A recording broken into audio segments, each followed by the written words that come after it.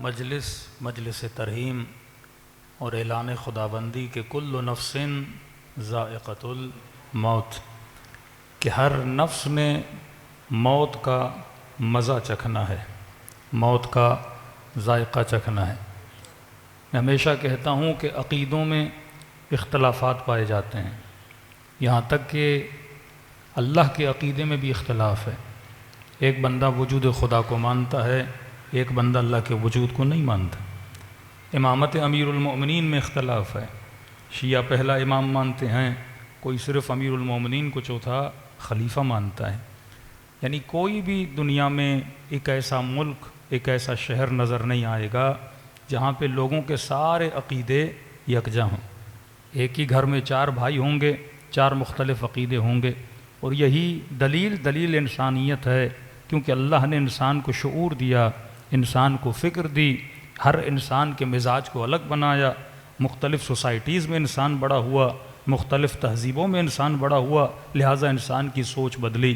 اللہ کے وجود پر بھی انسان میں اختلاف ہو سکتا ہے، نبی کی نبوت میں بھی انسان کو اختلاف ہو سکتا ہے، لیکن علماء فرماتے ہیں ایک عقیدہ ایسا ہے جس میں کسی بھی انسان کو کوئی اختلاف نہیں ہے، چاہے ہندو ہو وہ بھی عقیدہ رکھتا ہے، مسلمان ہو وہ بھی عقیدہ رکھتا ہے، مسیحی ہو وہ بھی عقیدہ رکھتا ہے۔ اس عقیدے میں کسی بھی انسان کو اختلاف نہیں ہے، دیندار بھی اس عقیدے پہ ایمان رکھتا ہے، بے دین بھی اس عقیدے پہ ایمان رکھتا ہے۔ فرمایا وہ کون سا عقیدہ ہے؟ آواز آئی وہ عقیدہ موت ہے۔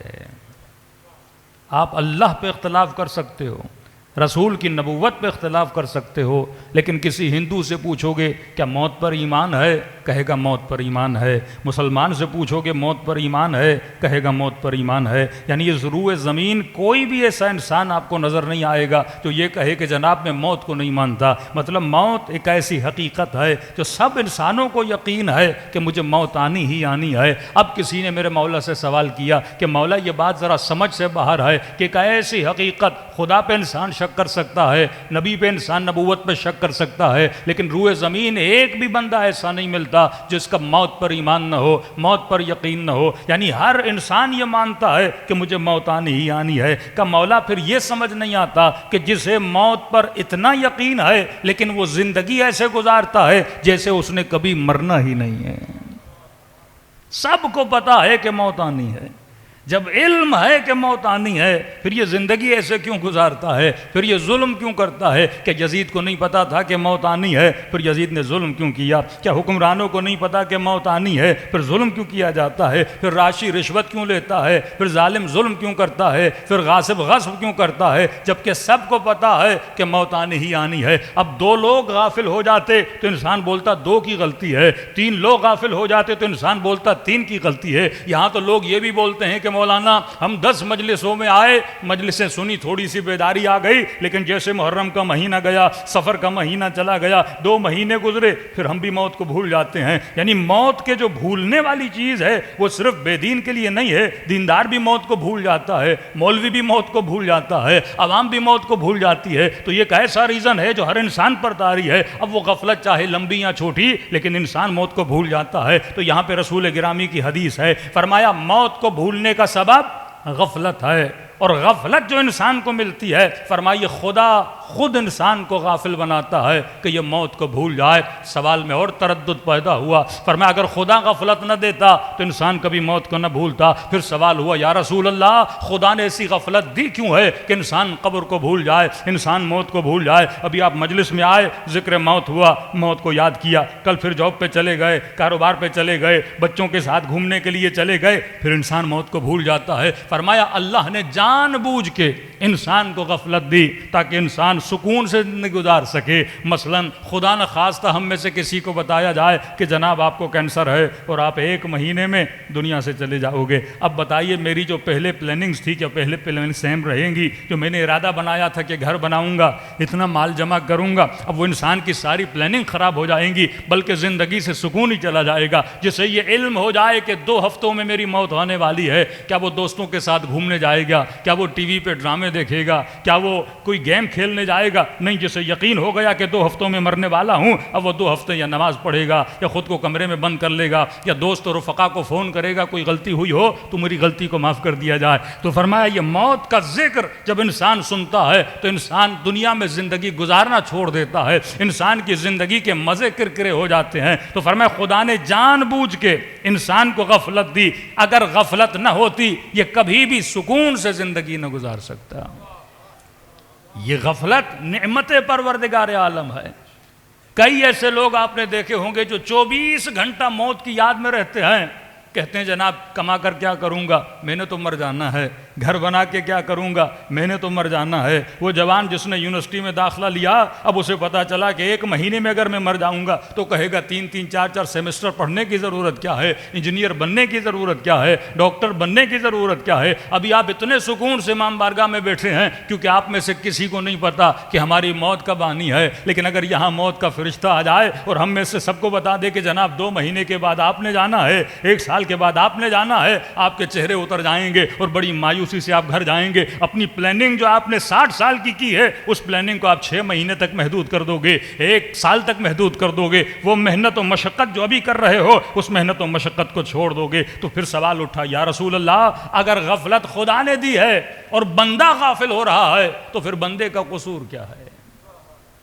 اگر ہم موت کو ہی بھول جائیں اور آپ یہ کہہ رہے ہیں کہ غفلت خدا نے دی ہے تو اس میں بندے تو قصور نہیں ہے۔ فرمایا ہاں یہ غفلت نعمت بھی ہے، لیکن یہ غفلت سکے کے 2 رخوں کی طرح ہے، ایک رخ اس کا نعمت ہے، ایک رخ اس کا عذاب الہی ہے۔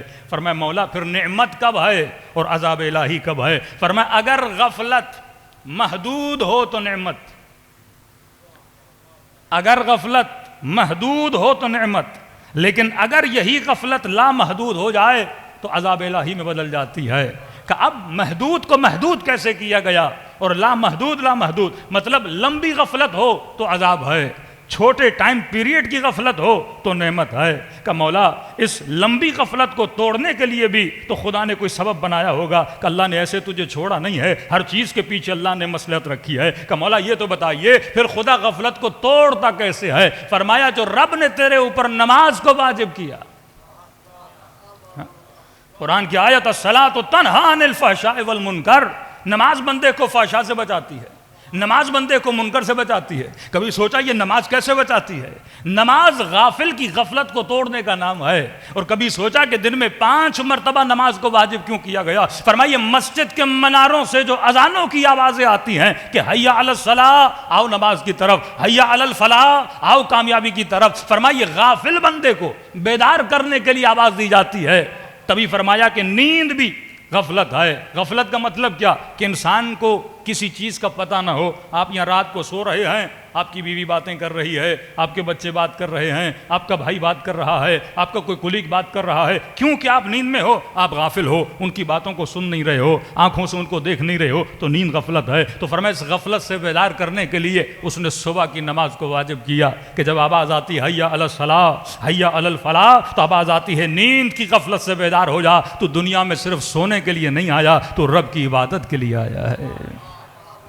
یہاں غفلت ٹوٹی، اللہ کی دربار میں 2 رکعت نماز پڑھی اور نماز پڑھنے کے بعد پھر انسان اپنے کاروبار پہ نکل جاتا ہے۔ پھر جب لوگوں اور کثرت میں چلا جاتا ہے اور عالم کثرت پھر انسان کو غافل کر دیتا ہے۔ اب کاروبار کی باتیں ہو رہی ہیں، اب پیسوں کی باتیں ہو رہی ہیں، اب دکان پہ گاہک کھڑے ہیں کہ جناب یہ کتنا ہے، اب منافع بازی ہو رہی ہے، دنیا میں مال بندہ جمع کر رہا ہے، اور بیچ منافع کی بازار میں دوپہر عین کو آواز آتی ہے کہ حی علی الصلاۃ، حی علی الفلاح، حی علی خیر العمل۔ یہاں فرمایا مومن کا پتہ چلتا ہے کیا یہ کاروبار کی طرف زیادہ توجہ دیتا ہے یا رب کی آواز پہ لبیک کہہ کے مسجد میں چلا جاتا ہے؟ ارے مجلس میں بیٹھ کر لبیک یا حسین کہنا آسان ہے، لیکن کاروبار کو چھوڑ کے لبیک پروردگار کہنا بڑا مشکل ہو جاتا ہے۔ اپنی نعمتوں میں رہتے ہوئے اس رب کی نعمت کا شکر ادا کرنا بڑا مشکل ہوتا ہے۔ فرمایا پھر وہ تجھے کاروبار سے اٹھا کر صبح تجھے نیند سے اٹھاتا ہے، دوپہر کو تجھے کاروبار کی کرسی سے اٹھاتا ہے اور مسجد میں بلاتا ہے ہے کہ آ کے رب کو سجدہ کرو. پھر بندہ تھکا ہوا ٹوٹا ہوا جب شام کو گھر آتا ہے, اب انسان تھکا بھی ہے, انسان کو بھوک بھی لگی ہے, اور کھانے کے بعد پھر میٹھی نیند بھی آتی ہے,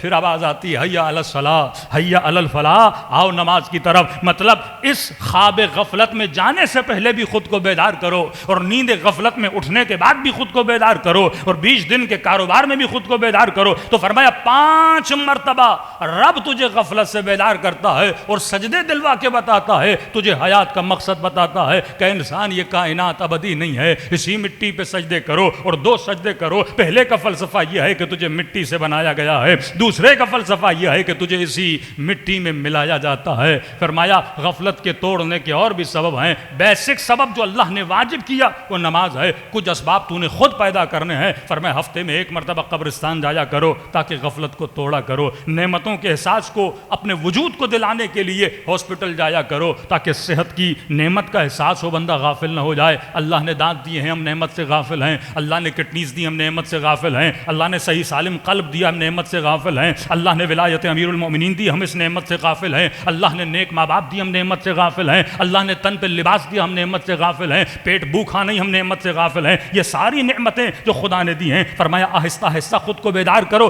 ہفتے میں 1 مرتبہ قبرستان جایا کرو, کبھی غریبوں کی بستیوں میں جایا کرو, کبھی بیماروں کی عیادت کے لیے جایا کرو. عجیب جملہ امیر المؤمنین کا, مولا فرماتے ہیں جب زیادہ خوشی تجھے ہو پھر بھی قبرستان جایا کرو, جب سب سے زیادہ غم تجھے ہو تب بھی قبرستان جایا کرو. اپنے وجود کو لیول اور بیلنس بنانے کے لیے قبرستان کا راستہ دیکھا کرو تاکہ تجھے پتا چلے کہ انسان دنیا میں کس لیے آیا ہے. لیکن آج کل جو قبرستان بنائے جا رہے ہیں, گلستان لگائے جا رہے ہیں, سبزہ لگایا جا رہا ہے. قبرستان بندہ جائے تو قبرستان کی فیلنگ آنی چاہیے, کسی پارک کی فیلنگ نہیں آنی چاہیے, کسی ایسی جگہ کی فیلنگ نہیں آنی چاہیے کہ ہم بچوں کی پکنک کے لیے آئے ہیں. قبرستان کو تبھی فرمایا کچی قبریں بنایا کرو, ایسا ماحول بنایا کرو جہاں پہ احساس ہو کہ بندہ قبرستان میں ہے, یہ ابدی گھر ہے, ہم مٹی تھے پھر مٹی میں مل جاتے ہیں. اب فرمایا جو انسان بیدار رہتا ہے, اور بیدار انسان کو جب موت آتی ہے اس کے لیے فرمایا اس کے لیے موت نہیں ہے بلکہ رب عالمین کی ملاقات کا پیغام ہے. صلوات پڑھے محمد و آل محمد.